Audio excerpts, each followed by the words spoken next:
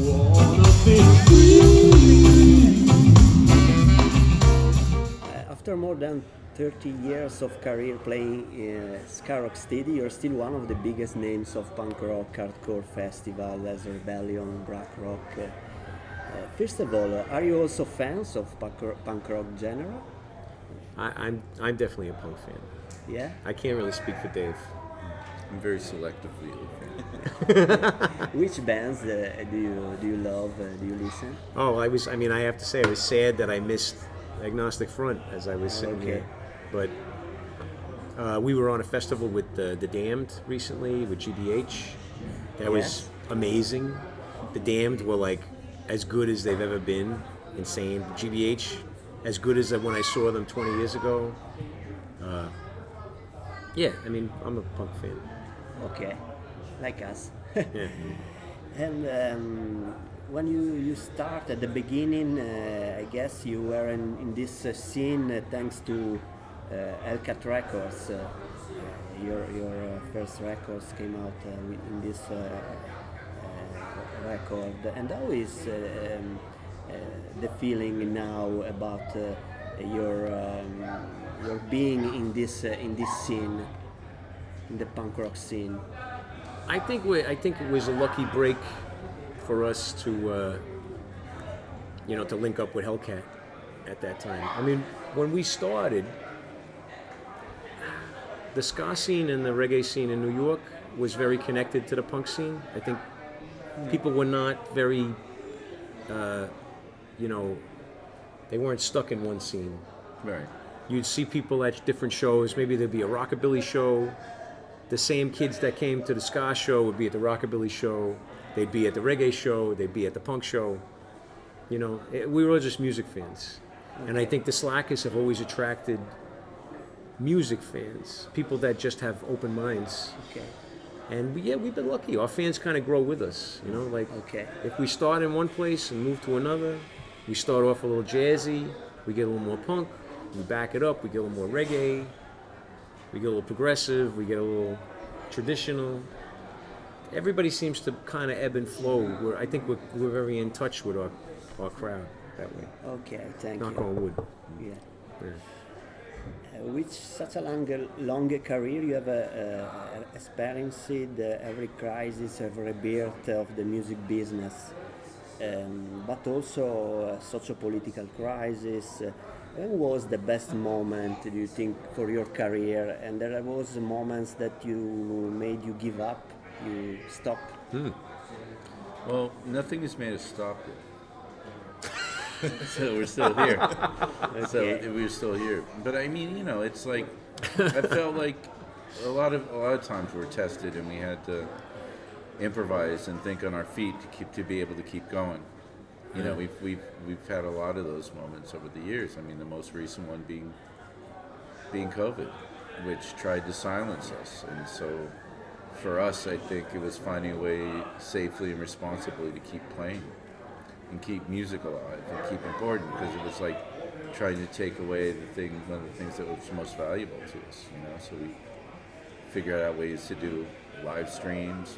Me and Vic worked with latency.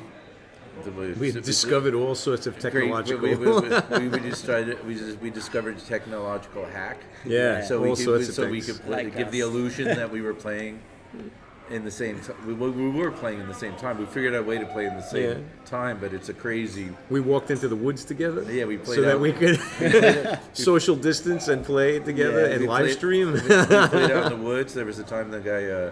We were playing up at the top of Manhattan, and there was the gunshot too. Oh man, right. Yeah, keeping it real. But I felt that was a test. There's always been tests. The weird thing for me, is being into ska. I don't think I was ever. It's always felt like the wind's in your face. That even when I was first into it, it was such a fringe kind of music to be into. And there was like brief moments where it had more mainstream popularity. And I just stuck with it. But everyone, I was, you like that? You still listen to that? You're still playing? And I'm like, yeah, man. I'm still playing, motherfucker. I'm still here. And I'm playing music I really enjoy. Papillon. Exactly. I'm still here. Still here. Yeah. Exactly. I'm fucking Papillon. I gotta say, we had a thing where in the 2000s, early 2000s, it was a time when all the ska bands quit.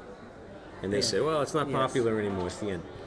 And that was the time that the Slackers found ourselves. Right. We dug in, and we didn't have a booking agent.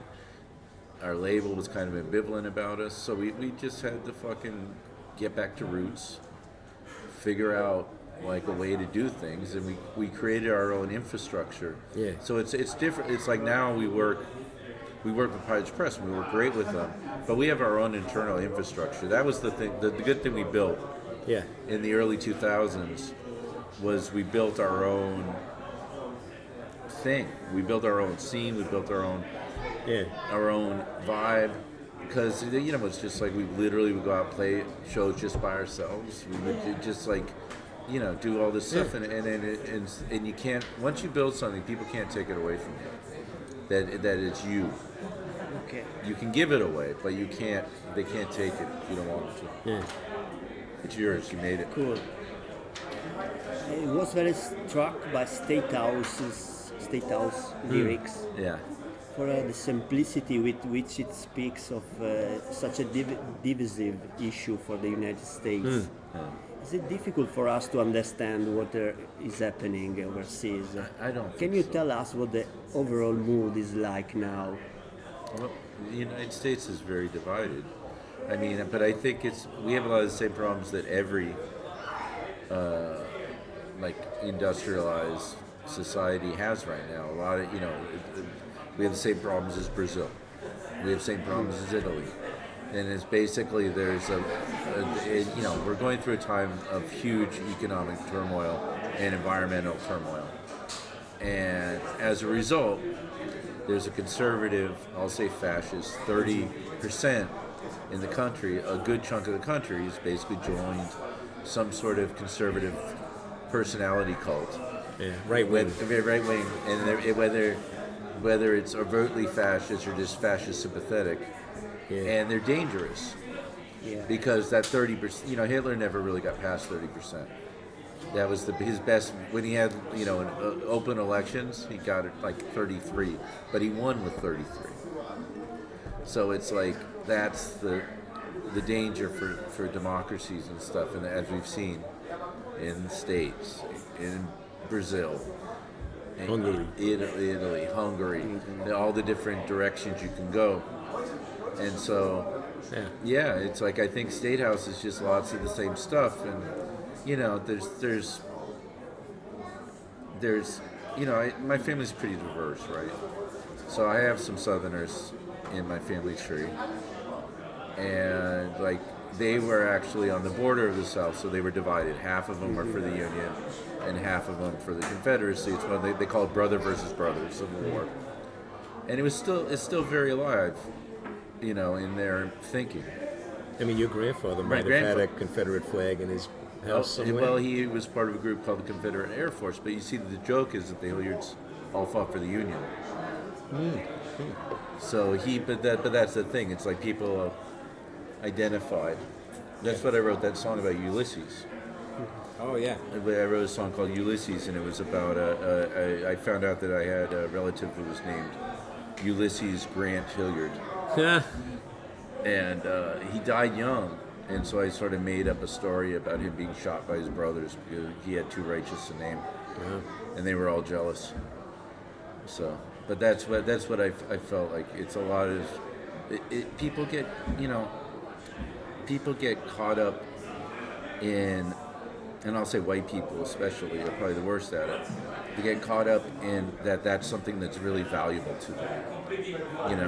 It's like dominating the situation. If I'm not dominating the situation, I'm afraid, because what are they going to do to me? That fear, and you see that over and over in nationalism. Yeah. Oh, they're going to do something to you, and but they're going to do something to you, and it's usually the thing that you've been doing to them.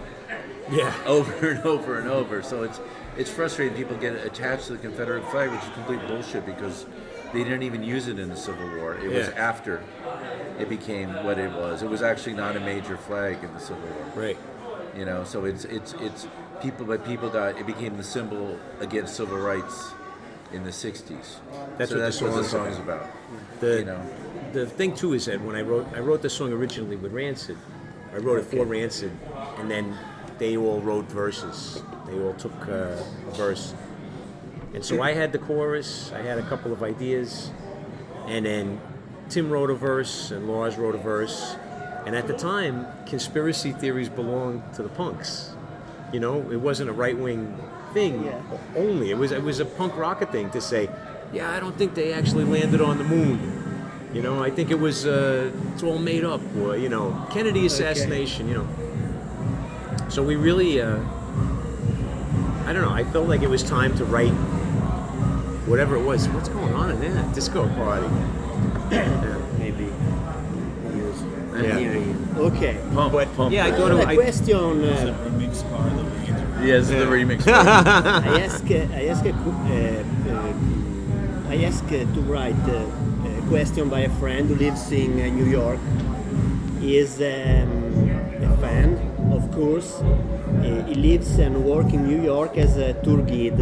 Okay. Yeah, it's called Ricky Russo. All right. Ricky Russo. Yes, takes tourists on musical paths called New York Grooves. All right. Okay, the question is, do you still live in New York City? Patti Smith says that today New York City is too expensive for an artist. What do you think? How did it change during the years? Well, that's Absolutely too expensive. But you see, that's the thing. I managed to stay, so it's like I was just lucky that I got into a neighborhood at the right time in the right place. So I still live. I live in Upper Manhattan. I live in Washington Heights, and I've been there in that neighborhood for 20-something years now. Okay. And You got in at the last moment, man. yeah, but there's still stuff. I mean, the place you had in the Bronx was a good Yeah, I spot. found a place in the But, you know, Bronx. there's still places you can find affordable stuff, Okay. but you always have to be adjusting. And New York is just very unforgiving and unsentimental about real estate and protecting history and stuff. Okay. Yeah. And I think your interview is going to be beat out by disco music soon. Yeah.